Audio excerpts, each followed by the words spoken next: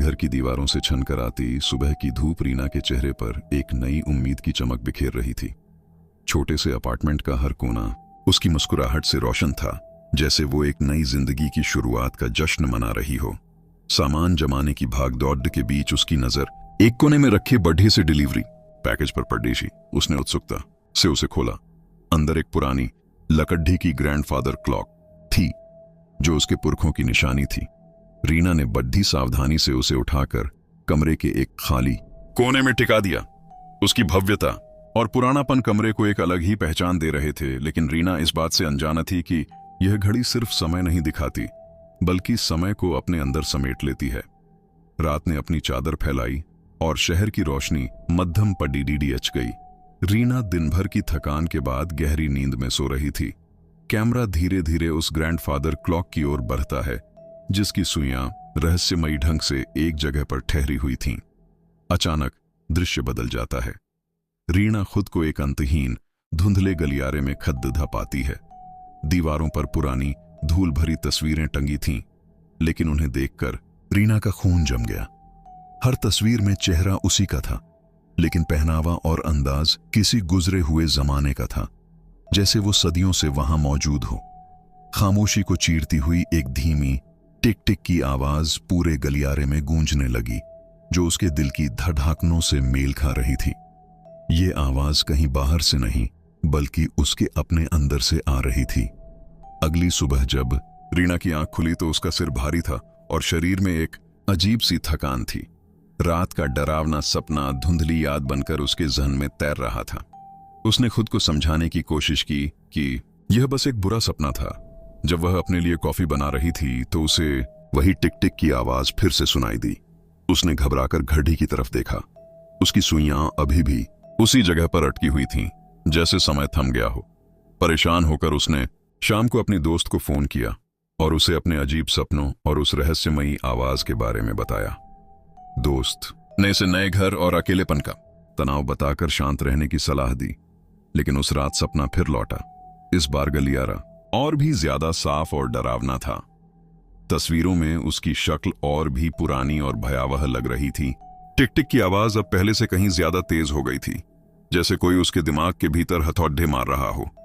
जब रीना की आंख खुली तो उसे चक्कर आ रहे थे। उसका दिल जोर जोर से धड़क रहा था।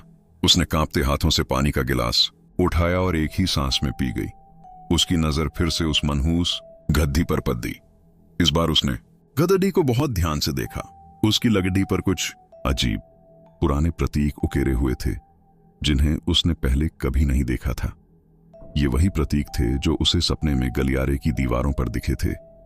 उसने फौरन अपना लैपटॉप खोला और उन प्रतीकों के बारे में ऑनलाइन खोजना शुरू कर दिया। कुछ ही देर में उसके सामने जो जानकारी आई उसे परखकर उसके पैरों तले जमीन खिसक गई। वे प्रतीक एक प्राचीन शाप से जुड़े थे, एक ऐसा शाप जो समय और याददाश्त के धागों को उलझाकर इंसान की पहचान को ही मिटा देता था। जैसे ही वह यह पढ़ रही थी, गड्ढी की रुकी हुई सुइयों ने अचानक एक टिक की आवाज के साथ हरकत की। रीना की चीख निकल गई। अब रात का अंधेरा रीना के लिए खौफ का दूसरा नाम बन चुका था। उसे सोने से डर लगने लगा था, क्योंकि नींद का मतलब था उस भयानक सपने में लौटना। वह कांपते हुए बिस्तर पर लेटी, लेकिन आंखें बंद करते ही सपना तुरंत शुरू हो गया। इस बार वह उस धुंधले गलियारे में नहीं थी, बल्कि गड्ढी के अंदर कैद थी। वह खुद को गड्ढी के चलते हुए गियर और घूमते हुए पेंडुलम के बीच फंसा हुआ पा रही थी। टिक टिक की आवाज अब किसी बाहरी शोर की तरह नहीं, बल्कि उसकी अपनी दिल की धड़कन की तरह महसूस हो रही थी। उसे ऐसा लग रहा था जैसे उसकी यादें धीरे धीरे मिट रही हैं, उसकी पहचान धुंधला रही है। तभी उसे एक बूढ़ी औरत की फुसफुसाती हुई आवाज सुनाई दी। तुम हमेशा से यहीं थी, बस भूल गई थी। यह आवाज उसके अस्तित्व को निगल रही थी। एक जोरदार चीख के साथ रीना की आंख खुली। वह पसीने से लथपथी और हाँफ रही थी। उसने घबराकर गड्ढी की ओर देखा। गद्दी की सुइयां अब चल रही थीं, लेकिन आगे की ओर नहीं, बल्कि पीछे की ओर। समय उल्टा घूम रहा था। तभी उसके दिमाग में बिजली की तरह एक भूली हुई याद कौन थी। यह गड्ढी उसके परिवार की थी, जो पीढ़ियों से उनके साथ थी, और हर बार जब कोई नया सदस्य इसे अपने घर में लाता है तो उसकी यादें, उसका समय, उसका पूरा अस्तित्व उस घड़ी में समा जाता है। कैमरा धीरे धीरे रीना के चेहरे पर जूम करता है। उसकी आंखों में अब एक नई चमक नहीं, बल्कि सदियों की थकी हुई उदासी थी, जैसे उसने अनगिनत जीवन जिए हों।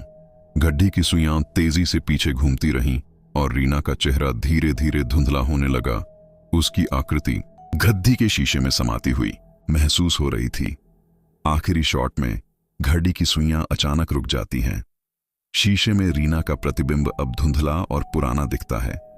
नई रीना अब उस शापित गद्दी का एक और हिस्सा बन चुकी थी, हमेशा के लिए।